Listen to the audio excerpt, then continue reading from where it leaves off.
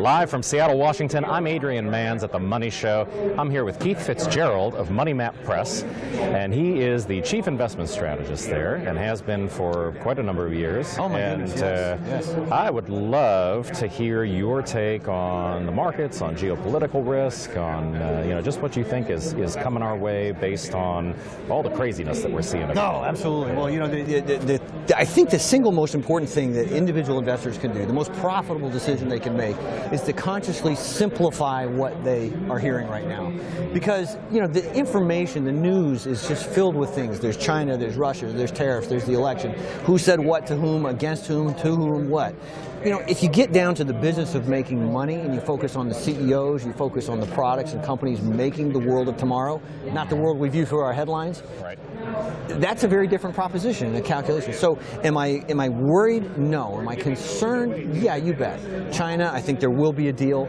Tariffs, tough, but we got to have them. I think politics, interestingly enough, studies show that who's in the White House doesn't actually matter, but who's running the House and Congress does, which is interesting because the tenure is a lot longer for those kind of elected officials. And the geopolitical risks are obviously significant. I think I'm hard pressed to remember a more dangerous time in my career, geopolitically speaking, but financially, chaos creates opportunities. The question is where.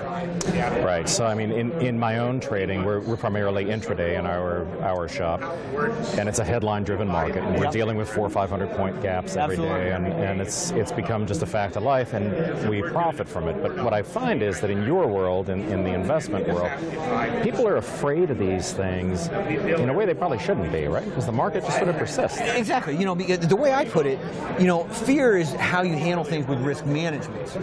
You've got to be in to win, and you know this as a trader. If you're not looking forward, then by its very definition, you're potentially risking the miss of an opportunity.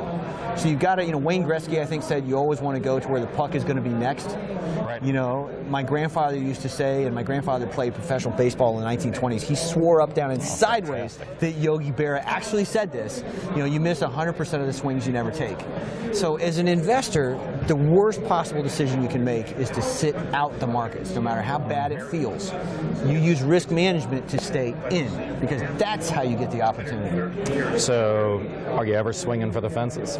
Every day. Yeah. Now, that doesn't mean we're taking crazy risks, but my view on the markets is that there is always opportunity. Big, scary days are the best times to buy because that's when the maximum profits are up on the table for grabs. You've got to take the opposite view. If everybody's on this side of the boat, you want to go see what's on this side. That's different from being a contrarian. What I'm looking for is value, something that's been mispriced, something that's out of sorts, based on my understanding of where that company is going to go in the future. I tell people all the time, no good days, no bad days, just days. Just days, exactly. Just get in there old trader's maxim. Just get in there and do it. So, where are you aggressive? Right now, we're particularly aggressive with a couple of the unstoppable trends that we follow. We're particularly aggressive in the defense space right now because our geopolitical environment mirrors that. So I'm looking, for example, I'm Raytheon and United Technologies, which of course announced their merger recently, were longtime favorite recommendations of mine. Now the question becomes, if there's consolidation in the industry, who's next? What other defense contractors are going to size up? Because size begets scale begets profit. That's the way the defense community works. Sure. We're also keenly interested in medical technology, and I don't necessarily mean the next drug or the next thing. To me, it's something like the Apple ecosphere, because Apple is suddenly going to pivot. It's going to catch still a lot of people by surprise, but they're going to pivot from the iPhones and the iPads to prescribable, prescription-based medical monitoring equipment. And this is going to be everything from sheets to your wrist strap to your watch to your car. They're going to feed this information in ways that we aren't yet conscious of. So how about biotech in the news? Do you follow news-based trades at all? Rat-lived, monkey-lived? Is that a cue for you? Or no, not at all. Not at all? Not at all. The only way, well, let me restate that. The way I use the news is differently. I look at the news based on how it's going to impact psychology, not for the news itself.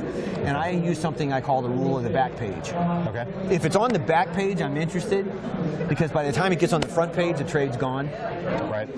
If that makes sense. Do you ever fade news? I mean, fade Absolutely. earnings, Yeah. Like, for example, Beyond Meat right now is one that's just, it's a great stock. It's the future of the food industry. We've got another 1 billion people coming on the planet. Right. But from a trading perspective, to see a company like that, so small, be bid up 400, 500, 600 times, no way. When the wind comes out of that, I want to be in line. There you have it. That's Keith Fitz-Gerald, live from the Money Show in Seattle, Washington. I'm Adrian Mans.